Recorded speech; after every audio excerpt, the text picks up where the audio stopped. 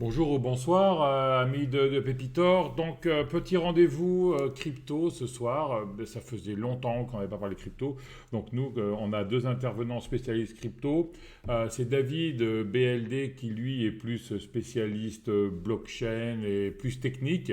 Et après, on a Nicolas qui, lui, est plus trader crypto, en fait. Donc, aujourd'hui, c'est Nicolas qui s'y met. On va faire un débrief de l'été, savoir un peu ce qui s'est passé et il va nous montrer comment participer à une enchère. Donc je lance le générique et on se voit tout de suite.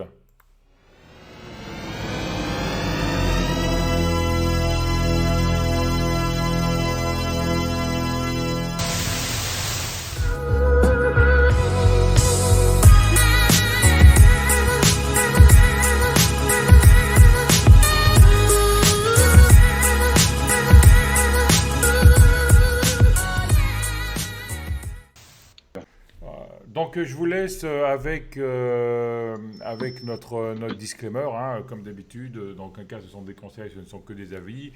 Prenez le temps d'appuyer sur pause pour pouvoir le lire tranquillement.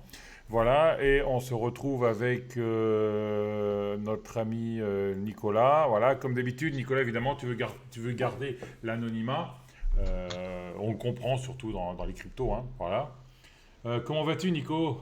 Bonjour Denis, bonjour à tous. Écoute, ça va, non, non, là le marché est plutôt correct en plus en crypto, donc on passe une belle D'accord. journée aujourd'hui, bien Ok. verte, donc vraiment Euh, tout va bien.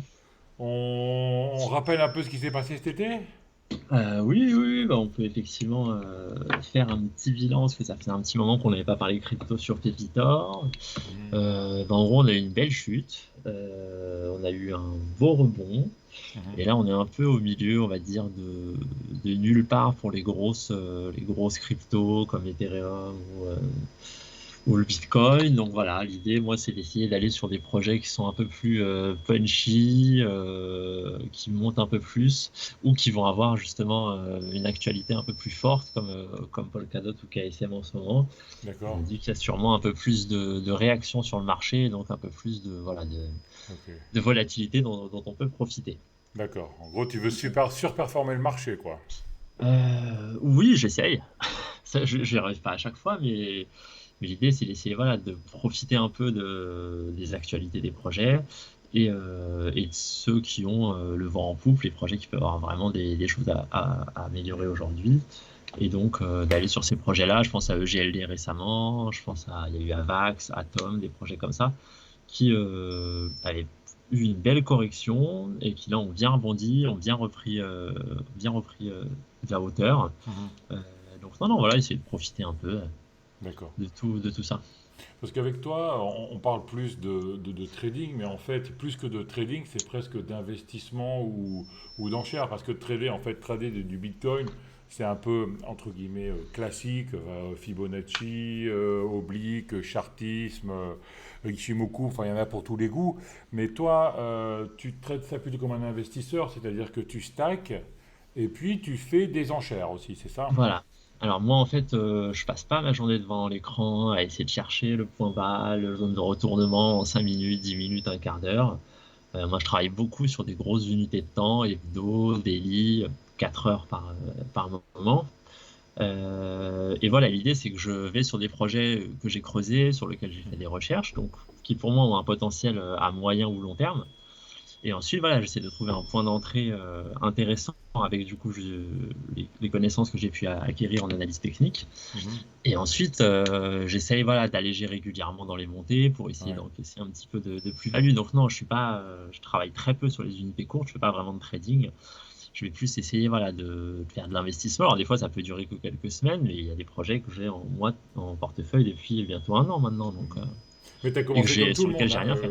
Tu as commencé en faisant du trading. Même je crois qu'au début, tu faisais du levier en presque scalping, non? Alors pas en scalping, mais oui, j'ai essayé un petit peu les leviers assez élevés et tout ça, et au final, je me rends compte que j'ai pas envie de passer mon temps derrière un écran, ça me convient pas. J'ai fait des belles performances, mais j'ai aussi pas mal rendu, donc voilà, non, je pense que là, j'ai vraiment trouvé quelque chose qui me convient. Mhm, Trouver des bons dossiers, trouver des rendements qui sont assez élevés selon les mhm. plateformes, et voilà, essayer de dégager comme ça D'accord. des plus-values. D'accord. Donc, le staking, on en parlera peut-être un autre jour. Ce sera sujet d'une Ouais. autre vidéo. Et aujourd'hui, tu nous présentes les enchères. Alors, qu'est-ce qu'une enchère en fait? Alors c'est ça, exactement. On va essayer de parler un petit peu des enchères, parce que c'est un sujet qui revient régulièrement sur les réseaux sociaux, notamment avec les dernières performances de certaines enchères. Mhm. Et donc là, on a en fait deux projets qui font des enchères. Donc actuellement, c'est le projet KSM, donc Kusama. Et bientôt, enfin on n'a pas encore de date officielle, mais le projet Polkadot devrait lancer aussi des enchères sur le même modèle. Il faut savoir que c'est des projets frères, donc voilà, c'est pour ça qu'ils utilisent Mhm. la même méthodologie. Paul Donc Gadot, si je d'ailleurs, il y a David qui est impliqué dedans, hein. Il travaille avec eux, hein. Oui, oui, il a Ouais. des, je sais qu'il a des, oui, oui, tout à fait, il a une partie du réseau, je crois, enfin, Ouais. il maintient une partie du réseau, des nodes et tout ça. Donc voilà, donc en gros, pour résumer un petit peu pourquoi est-ce que ce projet fait des enchères, c'est que en gros, le projet KSM, ils disent, bah nous, on a une technologie et on veut, voilà, comment sélectionner les projets qui vont l'utiliser. Et ben ils ont choisi cette méthode d'enchère en disant, bah c'est, voilà, les projets qui vont bloquer pour une durée définie le plus de tokens, donc de KSM, remporteront une enchère et pourront utiliser notre technologie. D'accord. Donc, donc toutes les semaines, il y a, donc ça dure une semaine, il y a un slot qui est ouvert et à la fin de chaque semaine, il y a un projet qui est retenu, celui qui a le plus de KSM, pour du coup utiliser la technologie que eux mettent à disposition. D'accord. Donc, là où ça devient entre guillemets intéressant pour les gens qui détiennent des KSM, c'est que les projets, ils peuvent pas forcément avoir les financements énormes. Je regardais, là par exemple sur le dernier projet qui a remporté une enchère hier, c'était Basilic. Donc il leur fallait 222 000 KSM, donc à 300, à C'est- 350, ouais. voilà, 600 et quelques mille dollars. Donc ça, voilà, tous les projets peuvent clairement pas se permettre Mhm. d'investir. Qu'est-ce que je dis, 100 millions, pardon. Ouais, 60 millions, c'est ça, hein. Oui, 300 fois 200, ouais. ouais, voilà. 600, ouais. Donc clairement, je pense qu'avoir de la trésorerie pour avoir ça, c'est très peu de projets peuvent se le permettre. Donc en fait, ce que font les projets, c'est qu'ils demandent aux gens qui détiennent donc, des KSM de leur prêter leur KSM. Je dis D'accord. bien prêter. Ça veut dire que quand on participe à une enchère, moi par exemple j'ai déjà participé à des enchères, c'est-à-dire que je prends un KSM et je le prête à ce projet pour qu'il participe aux enchères. D'accord. C'est-à-dire qu'à la fin de la période, donc là en l'occurrence sur KSM c'est 48 mois et sur Polkadot ça devrait être 2 ans, c'est-à-dire que dans 48 semaines, pardon, pas mois, je récupérerai mon KSM. D'accord. C'est-à-dire que je suis bloqué pendant 48 semaines, je peux rien en faire, mais je le récupère à la fin de cette période d'enchères. D'accord. Voilà. Et en échange de ces prêts, bah, bien sûr, pour que les gens leur prêtent, ils rémunèrent les gens. Alors ça peut être avec des NFT, ça peut être avec des tokens de leur propre projet, Mhm. ce genre de choses-là. Donc voilà, l'idée c'est qu'eux ont besoin des tokens, nous on espère avoir de la rémunération en contrepartie, donc on leur prête pour qu'ils nous donnent de la rémunération en échange. D'accord. Et si je comprends bien, en fait, il y a plusieurs sociétés qui viennent et c'est celle qui a le plus de KSM qui remporte, ou elle remporte tous les KSM que tu bloques. Euh, C'est-à-dire, en fait, là, par exemple, si je prends l'exemple de Basilic, il y a Ouais. 222 000 KSM qui leur ont été prêtés. Ces Ouais. 222 000-là sont bloqués pour 48 semaines, depuis D'accord. hier. Donc D'accord. là, si ceux qui ont participé, ils ne reverront pas leur token avant 48 semaines. On leur rendra dans D'accord. 48 semaines. Donc c'est une période assez longue, Et celui qui est notamment arrivé sur le marché crypto. deuxième, celui qui est arrivé deuxième hier, où il était tout seul hier, lui. Bah, ils peuvent toujours continuer, hein. Il y a d'autres. On verra ça tout à l'heure quand on D'accord. participera, mais il y a, tu vois, ça c'est ce que tous ceux qui ont validé déjà Ouais. depuis donc, les quelques semaines précédentes. Et tout ça, c'est ce qui est encore en cours. C'est tous les projets qui sont encore en course. D'accord. Et si jamais ils n'arrivent pas au bout, ils annulent leur projet et ils te rendent tes KSM. Exactement. Il y a un délai en D'accord. général qui est prévu par le projet, qui est de quelques jours à 2, 3 semaines, mais ils te Mhm. restituent de toute façon. Si voilà, s'ils n'ont pas réussi à avoir un slot, ils te restituent tes tokens. Donc non, non, ça D'accord. c'est pareil. Et en sécurité, il n'y a pas vraiment de souci à se faire parce qu'on ne leur prête pas directement en fait. C'est-à-dire qu'en Mhm. fait, on le bloque via le réseau. Il ne possède, à aucun moment, il ne possède en fait le token en lui-même. On leur D'accord. prête, c'est bloqué, mais ils ne peuvent pas partir avec la caisse, quoi, D'accord. à aucun moment. Donc ça, c'est aussi important pour de la sécurité. Ok. Donc on va prendre un petit peu du coup un exemple de comment ça se passe. Donc par exemple, soit on a déjà des KSM, soit on en achète, donc ça voilà, et ensuite on possède donc des tokens. Donc ça c'est comment dire le schéma qui a été fait par Kraken qui pour moi est le plus lisible. Même si moi je passe pas par Kraken ou par un autre exchange parce qu'ils ils te prennent des frais en fait. Ouais. Kraken, je crois qu'ils prennent 10% de frais Ouais, ouais. quand on participe. Donc voilà, je préfère le faire directement. On verra tout à l'heure, on participera à une enchère ensemble. C'est pas ça si compliqué que ça. Donc voilà, je préfère prendre un petit peu plus de temps, mais au moins garder ces 10% là pour moi. Mhm. Donc voilà, donc en gros, on a nos KSM. Donc on les dépose soit sur Kraken, soit sur moi directement sur un wallet online. On dit, bah, par exemple, en l'occurrence, c'était le projet Moonriver. On dit, bah, j'ai eu un KSM, je le choisis de le prêter à Moonriver. Donc voilà, il y est, je participe à l'auction, à l'enchère. Comme on disait tout à l'heure, si le projet ne remporte pas l'enchère, on nous renvoie notre KSM, c'est-à-dire qu'on l'a juste bloqué, enfin, il a été resté bloqué quelque temps pour rien, c'est-à-dire qu'il n'a pas rapporté en stacking ou quoi que ce soit, mais on n'a rien perdu. Alors au contraire, si le projet remporte l'enchère, le KSM est bloqué. Donc là, c'est ce qu'on voit entre 6 et 48 semaines. Alors, je doute qu'il y ait des projets qui bloquent sur 6 semaines parce que c'est très très court. Ils veulent tous des slots de 48 semaines, donc ils devraient tous être bloqués 48 semaines. Mhm. Et donc, à partir du moment où donc, ils ont remporté le projet, dans ce qu'ils ont communiqué avec les gens qui leur prêtent, tout était déjà détaillé de savoir combien on allait pouvoir toucher en échange. Donc là, en l'occurrence, c'est les MOVR. Donc on savait que pour un KSM, on aurait en gros 14 MOVR en échange. Mhm. Ce qu'il faut savoir, c'est qu'on ne les a pas tout de suite. Chaque projet définit en fait sa période de vesting. Donc là, en l'occurrence, MOVR, on avait un tiers disponible tout de suite et le reste qui se fait au jour le jour sur les 48 semaines. Donc Mhm. tous les jours, on a 0,01 MOVR en plus et tout ça. D'accord.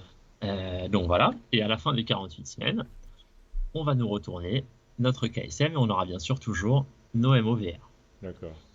Donc voilà, l'intérêt de ça, c'est que du coup, bah, on bloque effectivement un KSM pendant 48 semaines, ce qui est une période longue en crypto. En 48 semaines, il peut se Ouais. passer un bear market, un bull market, un loser Mhm. bear market, enfin voilà. Mais en échange, Il faut qu'on ait un risque reward énorme quand même pour bloquer une crypto 48 semaines. C'est peut-être que tu vas nous expliquer après, non? Ou donner des oui, exemples. c'est qu'il faut bien, je pense, bien choisir ses projets, bien étudier les rewards qu'ils proposent.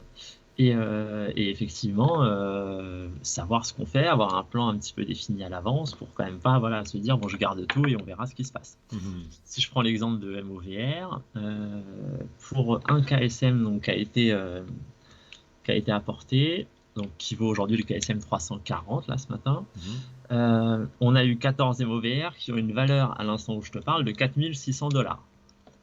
C'est-à-dire que pour avoir bloqué 340 $ 48 semaines, on a un package qui aujourd'hui vaut 4600 $, dont D'accord. un tiers de disponible qu'on a déjà pu vendre. C'est ça l'avantage. Moi, j'en ai déjà vendu une partie parce que voilà, je voulais pas tout garder bloqué. Le reward est énorme. Donc Alors, voilà, et c'est 4600 d'encaisser une divisé partie. par 3, ça fait combien ça? Ça fait. C'est-à-dire qu'en 2002. fait, dans ce cas-là, tu peux jamais perdre, quoi. Parce que 4600 divisé par 3, ça fait 1500, Ouais, 1530. Donc en fait, t'as fait une enchère, tu as bloqué 350, on ouais, te donne 1530. Et tout de si tout suite. va bien, dans 48 semaines, ben, tu auras les 3000 restants, plus ta mise de départ. C'est ça. Mon KSM qui vaudra genre, peut-être 100, peut-être 200, peut-être 1000. Enfin, aujourd'hui, on n'en sait rien. On n'a aucune idée de ce que ça vaudra. Mais oui, du coup, Mais on a déjà pu vendre une partie. il est où le piège alors? Le piège? Ouais, Bah, le piège, il est en fait que ça dépend des projets. C'est qu'il y a des projets qui, ça se trouve, dans 48 semaines ne vaudront plus rien parce qu'ils auront échoué en fait à développer leur technologie. d'accord. C'est-à-dire que là, je te prends le meilleur exemple, celui qu'on voit partout sur les réseaux sociaux, parce que forcément, le reward est énorme. Ouais. Mais j'ai eu d'autres projets où pour un KSM, on te donnait 120 $ répartis sur l'année. Enfin, Une petite voilà. question, excuse-moi. Bien sûr. Quand tu as bloqué ton KSM, le MOVR, il cotait déjà ou pas? Non, pas encore. Non, Donc non, ça cote pas c'est-à-dire que près. C'est pour ça que tu n'as pas d'idée. d'accord, donc c'est vraiment, faut vraiment étudier le dossier et savoir comment ça va. D'accord. faut étudier le dossier, il faut regarder quel nombre de tokens sont alloués aussi aux gens qui participent aux enchères, parce qu'un projet, ils peuvent très bien dire, bah, nous on garde 99% des tokens et on donne qu'un pour cent aux gens, des gens qui font des enchères, donc dans ce cas-là ça représente rien, alors qu'à côté tu as des projets qui vont pouvoir te donner 15-20% de l'ensemble de la supply pour les enchères. Donc où là, du coup, tu pourras plus peser, enfin, entre guillemets, les petits pourront plus peser par rapport aux équipes projet ou des choses comme ça. Donc c'est vraiment étudier chaque projet qui définit sa stratégie et vraiment creuser et aller rechercher parce que il y a clairement un risque. C'est que si là, aujourd'hui, je mets un KSM dans un projet et que dans 48 semaines, le projet vaut plus rien, bah, j'aurai pas eu de reward. Et si mon KSM, il vaut plus que $30, bah voilà. Tu as le double effet de levier, quoi. Tu as l'effet de levier, déjà, tu bloques quelque chose dont tu ne sais pas la valeur qu'elle aura dans 48 semaines, et en plus, tu le bloques en contrepartie de quelque chose dont tu n'as pas la valeur. Donc, ça peut avoir soit une très belle valeur, et tu peux faire fois énorme, quoi, parce que là sans en avoir fait, tu as déjà fait de 300 à, comment tu as dit, 4005 4006, et ça, il y a une pointe à 7000, c'est monté, je crois, de mémoire. Ouais, donc tu veux faire x100, on va dire, pour dire un nombre, enfin, je suppose que ça va monter. Tu peux faire x100 ou 0, quoi. Ah oui, il y a le risque. C'est pour ça que faut Mais tu étudier. parles avec quelqu'un, n'importe qui te dit, tu rentres dans un truc, tu as un risque-reward, tu perds tout, tu fais x100. Moi, je mets 5% de mon capital, quoi. Voilà, c'est ce que je dis. Parce Après, c'est à que chacun. je perds 5%, mais si je gagne, c'est énorme, quoi. Oui, mais tous les projets feront pas ça. C'est pour ça qu'il y a avant, de toute façon, et c'est vraiment ce que je conseille aux gens qui nous écoutent, c'est vraiment de creuser les dossiers, de regarder si le projet va apporter quelque chose, si c'est intéressant, s'il y a aussi de la hype dessus, c'est qu'il y a des projets voilà, qui donnent beaucoup d'infos sur les réseaux sociaux. Enfin voilà, il faut vraiment étudier en fait le dossier et savoir où est-ce qu'on investit son argent. Parce qu'investir un KSM pour 48 semaines, enfin voilà, le faire au hasard, moi c'est pas concevable pour moi. Il y en a qui le font, tant mieux pour eux, mais moi clairement j'imagine pas en fait. Ou alors, tu as, Voilà. le système aussi où tu les prends tous, quoi. Il y en a bien un qui sortira. C'est un peu comme les équipes de foot, hein. Le Barça qui prend tous les. Qui embauche tous les cadets qui est en Catalogne. Ouais. Et puis, sur 1000, il y en a 990 qui vaudront rien. Mais le jour où il y a un Messi qui sort, ils ont payé 20 fois leur mise, quoi. Ah ben ça après oui, c'est tout à fait c'est aussi une Ouais. stratégie. Ouais. Mais voilà, après à chacun effectivement de définir sa stratégie. Sur qu'à terme, pour l'instant, il y aurait 100 projets qui seraient retenus. Donc, Sans voilà. projet. Ouais, pour l'instant, il parle de. Après, peut-être à élargir, mais pour l'instant, c'est un objectif. Et on n'y est pas encore, hein. Là, t'as vu, on en a, je crois, on a fini, on en a 1, 2, 3, 4, 5, 6, 7, on en a 8 pour l'instant. Et t'as pas le mot vert dedans. Ah si, Moon River. Si, il est là. Tu peux nous donner un exemple de projet? Voilà, Moon River, par exemple, le projet, c'était quoi? Parce que c'est du projet blockchain ou c'est du projet physique ou c'est du projet... je sais pas, par exemple, si quelqu'un veut faire un concurrencer SpaceX et faire une fusée, il peut monter un projet là-dessus, quoi, par exemple? Non, non, non, Ou il n'y a rien c'est à des voir? projets qui fonctionnent sur la blockchain. D'accord. Ça va être par exemple Karura, c'est quelque chose qui travaille dans la finance décentralisée. Tu vas avoir Kala, il travaille plus sur l'identité numérique. Enfin voilà, ils ont chacun vraiment quelque chose de spécifique. Sur la blockchain. Exactement. D'accord. Parce qu'ils doivent être liés du coup au projet et utiliser la technologie KSM, hein. D'accord. Ils doivent travailler dessus, donc ils sont forcément liés à cet univers-là. D'accord. Mais voilà, après chaque projet est différent et c'est pour ça qu'il faut voilà, avoir tu vois, des projets Calamari, je sais pas vraiment ce que ça fait, parce que j'avais pas eu le temps de creuser. Mais voilà, c'est vraiment que lié à la blockchain et ça permet en fait aux projets du coup d'avoir accès à une technologie qui leur permet de développer leur projet. Mais Ça pour permet. l'investisseur Ouais. lambda qui est pas trop geek et qui connaît pas trop un peu la blockchain, en fait, il faut regarder quoi? Il faut regarder s'il y a une bonne communication, s'il y a du bon community manager, Moi, ce que euh, je regarde en premier, c'est le alors en marketing l'occurrence ou... pour les enchères, je regarde la première chose que je regarde, c'est qu'est-ce qu'ils donnent en rewards par rapport à la supply totale du projet. D'accord. C'est qu'un projet qui va me donner 2% de reward, enfin qui va distribuer 2% de sa supply pour les enchères, franchement, c'est pas très intéressant. Mhm. Alors qu'un projet qui va en donner plus, qui va essayer de fidéliser un petit peu les gens. Après, je regarde l'équipe, c'est-à-dire que est-ce que dans les gens qui dirigent les projets, Ils ont déjà travaillé sur d'autres projets qui ont déjà délivré, tu vois, des choses qui fonctionnent. Euh, Ce genre de choses-là, en fait. Et après, oui, l'aspect marketing, ça compte aussi. Et selon les projets, je peux investir sur des projets qui vont avoir un très bon marketing, qui seront bons, mais qui auront peut-être des moins bons fondamentaux, que d'autres qui vont avoir des meilleurs fondamentaux, un petit peu moins de marketing, mais sur le long terme, je pense qu'ils délivreront plus. Donc après, c'est à chacun de trouver un petit peu la balance entre les différents projets, hein. Moi, pour l'instant, j'ai déjà participé enfin, j'ai participé quasiment à toutes, mais vraiment à 4, on va dire, à 4 Mhm. projets. Là, j'en ai un cinquième là pour les prochaines. Mais l'idée, c'est vraiment, voilà, je creuse les projets, regardez, quand tu vois le nombre de projets, enfin, c'est difficile de savoir et d'évaluer. Encore une fois, tu peux très bien te tromper complètement sur un projet, Mhm. ils délivrent pas ce qu'ils avaient et tu te retrouves à Et zéro. ces projets t'annoncent quand ils se mettent sur un exchange ou pas? Bien sûr, oui, en général, c'est l'exchange qui l'annonce, mais oui, sinon, les projets C'est-à-dire aussi que l'annoncent. le mover, là, par exemple, Ouais, tu savais à la date de la fin de l'enchère que, par exemple, je ne sais pas, 3 semaines après, il partait sur un exchange. non. Ou ils te l'ont pas dit ça. On le savait pas tout au début. On sait que l'objectif c'est d'avoir un listing et donc d'avoir accès à des exchanges ou enfin, physiques, on va dire, ou des DEX ou des SEX, mais on n'a pas forcément les dates tout de suite et tout ça. On sait que c'est l'objectif, mais Mhm. ensuite tu sais pas toujours, t'as pas le planning, on va dire, à 2 semaines près. C'est quoi, ils D'accord. vont dire voilà, nous c'est notre objectif à un mois, à 2 mois. Puis tu sais que Ouais. voilà, après ça tombe, Et après, quand ça ils sont tombe à un sur un moment donné. exchange, c'est pas Binance tout de suite, hein, Non, en l'occurrence, là, je crois qu'il n'y en a pas sur Binance de mémoire. Non, ils sont sur Qcon, je sais, et puis sur d'autres exchanges, mais moi sur Qcon, par exemple, que j'utilise, qui me sert, d'accord. voilà, du coup, à les suivre à côté, à voir ce qu'ils proposent, Mhm. enfin, du coup, à suivre le prix, à alléger mes portefeuilles, à D'accord. encaisser ou pas. Ok, parfait. On participe alors ou... Bah oui, du coup, on va essayer de participer à une enchère. Donc, Yes. sachant que il y a en plus sur tous les projets, il faut quand même se renseigner, mais il y a des projets qui euh, proposent, par exemple, de donner des NFT à tous ceux qui participent. Alors NFT, on rappelle rapidement ce que c'est. C'est, C'est en une gros, on va image, c'est dire, ça, c'est un... voilà, on va dire une œuvre numérique sur la blockchain qui permet parfois, certaines œuvres permettent derrière d'avoir des avantages sur les projets, des rewards, des choses comme ça. Et oui, et on peut participer à partir de 0,1 KSM. Hmm, C'est-à-dire qu'on n'est pas obligé de mettre 1 KSM, on peut mettre en gros 0,1 KSM, ça fait 35 euros sur un projet. d'accord.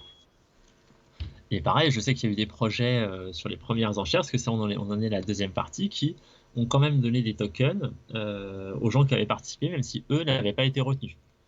Donc après, c'est chaque projet qui définit aussi Parce sa que tu peux ne stratégie. pas être retenu, c'est-à-dire que ça, c'est le premier arrivé, premier servi, ou comment ça se passe? C'est des enchères à la bougie. Donc chaque semaine, ils ouvrent une période de plusieurs jours. Et donc comme c'est des enchères à la bougie, on ne sait pas vraiment quand est-ce que ça s'arrête dans la période. Et c'est la période qui est définie au hasard par un algorithme, où ceux qui avaient le plus à ce moment-là, qui du coup remporte l'enchère. Le plus, c'est-à-dire celui qui a mis le plus de KSM, ou la Ouais, société qui a... Ah, tu as une société, celui qui met le plus de KSM, d'accord. celui Donc qui a si le plus tu... de KSM bloqué pour lui. D'accord, donc et après ça va dans l'ordre décroissant jusqu'à C'est arriver à ça. la totalité de ce que veut la société. Ouais, dis donc. Bah là, par exemple, si on regarde aujourd'hui, imaginons que l'enchère, et on était en période d'enchère et que ça s'arrêtait aujourd'hui, bah, ce serait Altaïr qui la gagnerait, parce que c'est elle qui a le plus. Mais imaginons que parallèle, demain, ils remettent, je sais pas, 200 KSM.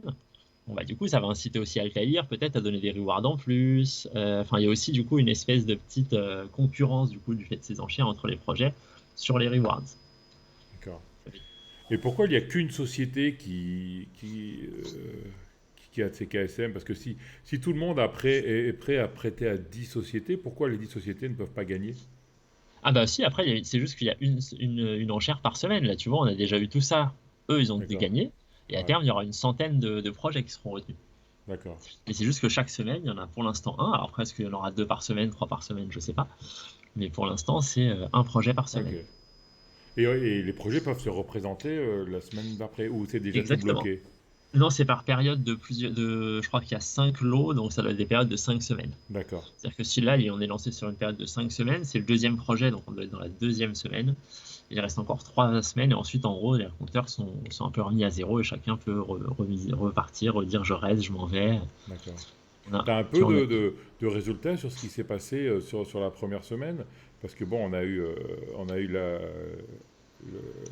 le meilleur cas MOVR et le pire, c'était lequel? Le pire, je sais pas, parce qu'il n'y en a pas beaucoup encore qui sont sortis, mais par exemple, Kala, pour te donner un ordre d'idée, donc pour un KSM, donc qui vaut 350, on a aujourd'hui une valeur de 120 dollars en échange.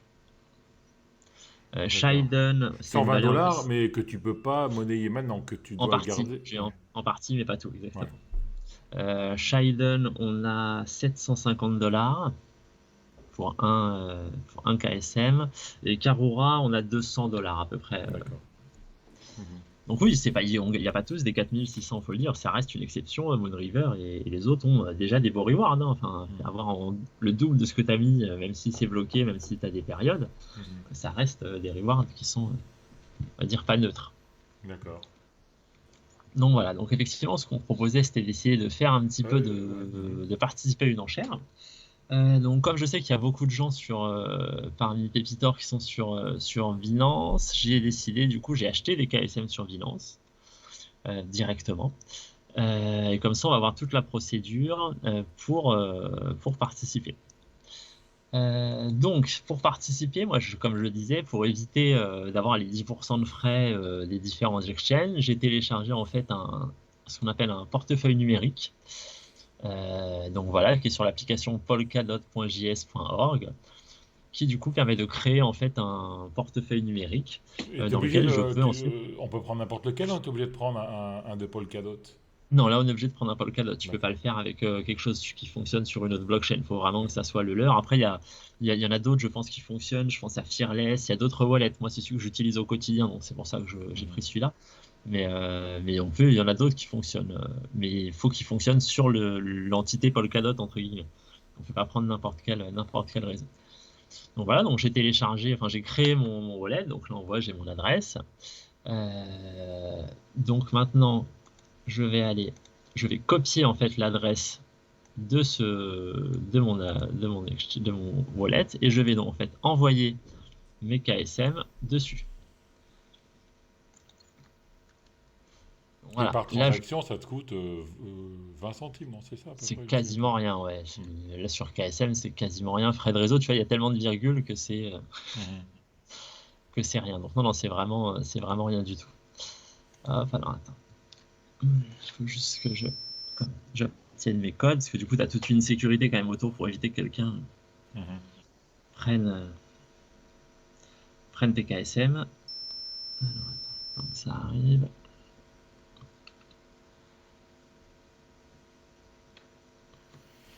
Oui, donc tu as toujours comme d'habitude soit email, soit l'authentification de Google, c'est ça, hein. Moi j'ai l'autre, hein. Moi, j'ai les deux. J'ai les D'accord. deux. C'est vrai que toi, t'es monsieur hyper sécurité. J'essaye de faire attention, ouais. Ouais.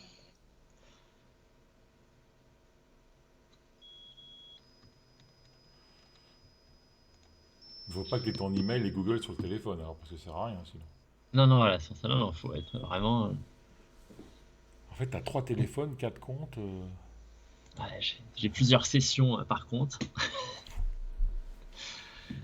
Et donc là, voilà, du coup, en attendant, on va pouvoir aller voir. Donc ça, en fait, c'est du coup l'univers de mon portefeuille. En fait, c'est là-dessus que je peux accéder à mon portefeuille. Donc là, j'ai le portefeuille Polkadot. Mais comme en ce moment, on participe aux enchères de Kusama, on va passer sur le portefeuille de Kusama.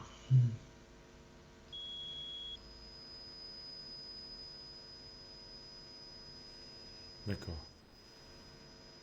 Donc là, on voit que c'est pas encore arrivé. Donc voilà, maintenant on voit que du coup on a bien nos KSM qu'on a transférés qui sont arrivés sur notre portefeuille test Pépitor. Et donc maintenant on va pouvoir aller participer directement aux enchères. Mhm. Donc pour ça on va sur le site dans réseau Parachain, parce que c'est le nom que possèdent en fait les projets pour qu'ils souhaitent participer, s'ils souhaitent obtenir des slots de Parachain. Et ensuite dans Crowdloan, ici on voit donc tous les projets qui sont en cours sur là en ce moment, sur la prochaine enchère. Ben, le KSM et Polkadot, c'est la même chose alors. C'est des projets frères, c'est pas tout à fait la même chose, ils ont des petites différences, mais oui, c'est Et c'est tu vas bloquer tes KSM chez Polkadot alors. chez KSM en fait, Chez directement KSM, chez ouais. KSM, mais qui est en fait on va dire un frère de Polkadot. D'accord. Mais pourquoi tu es là sur la page de Polkadot là? Parce que c'est tout est sous l'entité Polkadot. Mais après, il y a deux projets, deux blockchains différentes, une Polkadot et une KSM qui sont séparées. Mais effectivement, le portefeuille, on va dire l'entité mère de tout ça, c'est Polkadot. D'accord. D'accord. Qui a plus de valorisation, qui va avoir plus de choses. Donc voilà. Mais KSM a aussi des avantages, notamment en termes de rapidité de développement. Il y a d'autres avantages pourquoi certains projets utilisent KSM. Il y a des projets qui seront sur les deux. Des projets qui participent aujourd'hui sur KSM et qui participeront aux enchères de la même manière sur les enchères Polkadot quand elles seront lancées. Et donc là, une fois qu'on arrive ici, donc on va participer à un projet. Alors, à quoi on va pouvoir participer on va participer à Robonomics. Allez. Donc là, j'ai juste à faire Contribute. Donc là, je choisis ma contribution. Comme on l'a dit, le minimum, c'est 0,1 KSM. Donc je choisis de participer à 0,1 KSM. Je valide. On me demande bien sûr mon mot de passe.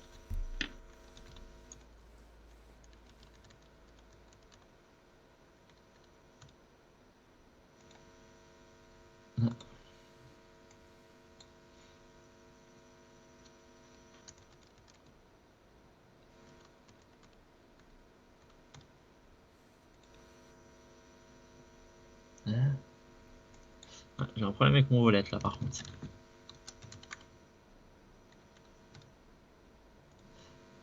Ah si, c'est bon. J'avais mal tapé comme c'est un wallet de test, j'avais pas mis le même. Donc voilà, et donc là on voit que ça y est, c'est parti. Donc maintenant. Tu as une confirmation de ta transaction là ou... Ouais, c'est ce que j'ai eu. J'ai eu la confirmation de la transaction. Et donc Et maintenant, si je regarde. tu as une confirmation par email ou pas? Ou c'est tout sur... Ça, après, c'est comme on configure comme on veut. Moi, sur Binance, je reçois par email et par notification sur l'appli.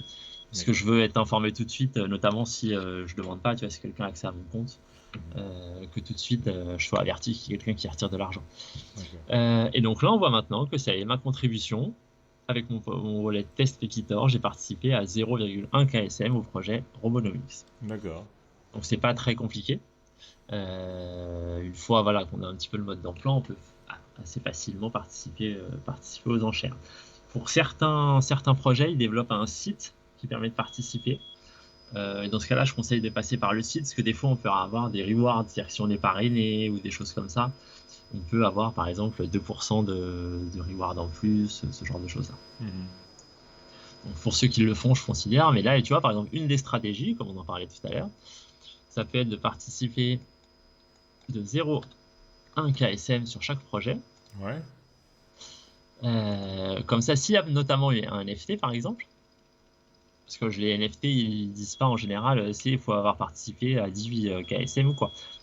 Là, par exemple, si Sherpa, ils disent, bon, on offre un KSM à tous ceux qui ont participé, même ceux qui ont 0,1 KSM, et ben, ils auront un NFT, qui derrière aura peut-être un jour une valeur, hein, j'en sais rien. Hein, mais, D'accord. Mais voilà, donc il y a aussi, je sais qu'il y a pas mal de gens qui font des stratégies comme ça. C'est pour ça que tu vois dans les historiques de la blockchain, notamment, plein de gens qui participent voilà, à hauteur de 0,1 KSM, parce que c'est 35 €. Et tu dis, comme tu disais tout à l'heure, tu peux faire le jackpot avec une mise de 35 €. Question indiscrète, toi, Bien dans sûr. ton portefeuille crypto, en pourcentage, comment ça se dispatche en fait entre du swing, de l'investissement, du staking et de l'enchère? Alors, en fait, c'est difficile à dire parce que du coup, ce que j'ai gagné là avec les enchères et du coup une part importante aujourd'hui de mon portefeuille parce que j'imaginais pas qu'il y aurait autant en fait. Et sans compter ses gains, alors, avant les gains, Avant les gains, j'ai 10%. 10%. On va plutôt dire, j'ai gardé 4% pour KSM et je vais avoir entre 6 et 10, que je vais peut-être augmenter un peu, pour Polkadot. D'accord. Mais non, ça reste une part limitée de mon portefeuille, hein. Non, non, faut pas, surtout pas faire all-in sur ce genre de choses-là, hein. C'est bloqué 48 semaines. S'il y a des problèmes de sécurité, de régulation qui tombent dans l'année, je sais pas, les États-Unis décident d'interdire les cryptos, Mhm. ça peut perdre 99% de sa valeur. Donc, faut vraiment faire Ouais. attention à ce qu'on fait. Ok. Effectivement, comme tu le disais, le risk-reward peut être très intéressant, mais voilà, il faut quand même faire attention, Alors moi j'avais une autre question qui est bien posée sûr. par un intervenant qui lui en fait n'est pas trop crypto parce qu'il dit je passe de l'euro à la crypto, Mhm. mais après comment et dans quelles conditions je peux passer de la crypto à l'euro. Alors je te pose cette question et toi tu m'as dit non parce que moi je passe au crypto mais je reste en crypto quoi. Ouais, en fait, il y a ce qu'on appelle les stablecoins. C'est en fait comment dire, des cryptos, mais qui sont indexés sur le prix du dollar ou de l'euro, Ouais. par exemple. L'USDT c'est C'est-à-dire ça. Hmm. l'USDT, par exemple, il y a le BUSD de Binance, il y en a plein, en fait, qui du coup reproduisent le cours du dollar, ou le URS qui reproduit le cours de l'euro, par exemple.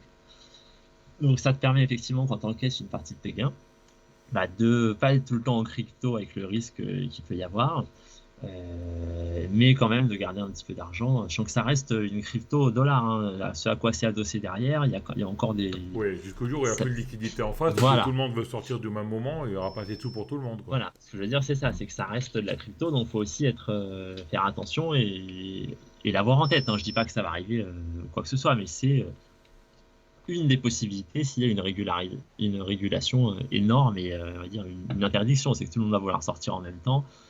Et là, effectivement, tu vas pouvoir avoir Hmm. des petits soucis. Ok.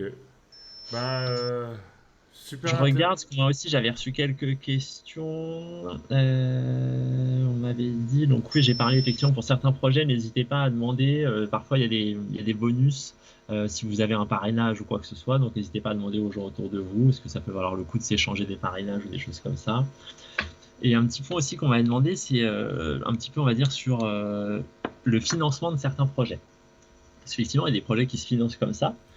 Mais en parallèle, ils peuvent aussi lancer, on l'a vu, des ventes de tokens autres en parallèle ou des choses comme ça. Donc, il faut vraiment regarder chaque projet, comment ils se financent. C'est vraiment intéressant aussi de regarder ce qu'ils font de l'argent ensuite. Il y a des projets qui sont très transparents avec ça et il y a des projets qui le sont beaucoup moins. C'est-à-dire que voilà, comment ils investissent l'argent qu'ils récupèrent, par exemple, des enchères ou de leurs tokens quand ils sont listés et tout ça. Donc, il faut aussi être assez vigilant sur les projets et notamment à la transparence qu'ils peuvent avoir sur ce qu'ils Mhm. font en fait du projet. Est-ce qu'ils réinvestissent en développement, en marketing? Est-ce qu'ils le donnent pour l'équipe, hein? Je dis, c'est aussi logique. Et du coup, comment ils répartissent un petit peu tout ça? Ça peut aussi être intéressant. Il faut quand même avoir un œil à certains projets qui rémunèrent assez peu, du coup, qui sont un peu, on va dire, des boîtes noires dans lesquelles on voit pas forcément tout ce qui se passe. Ok, C'est juste un point de vigilance que je voulais ajouter parce qu'on m'avait posé un peu cette question. d'accord. Ben, super intéressant, Nicolas. Merci pour tout. On essaie de se revoir rapidement.